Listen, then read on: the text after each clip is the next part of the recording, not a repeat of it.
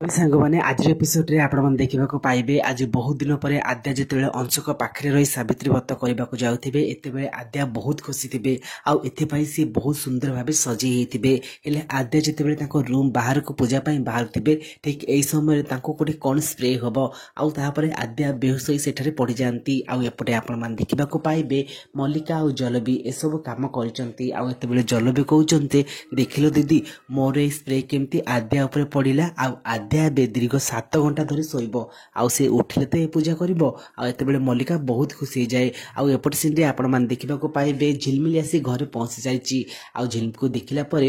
मेघा कहते आरे झिलमिल तू आसीगलु आते शालिनी कहूँ अपा झिलमिल को एठाको मु डाकी सी पछके बोहर कर्तव्य न करू किंतु मो पुओर स्त्री हेबार कर्तव्य से ठीक से कर ना मुझे देखने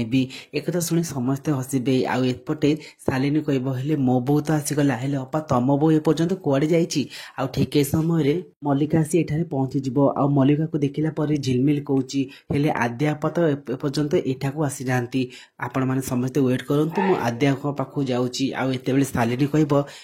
आद्यार चमचा तू एठी बस से आद्या एपर्यंत एठाको आसीनी माने ताको डाकिबा कौन आवश्यकता नाई आपर जल भी कहूँ मत लगुच से आद्या महाराणी एपर्यंत बेड रु ही उठी ना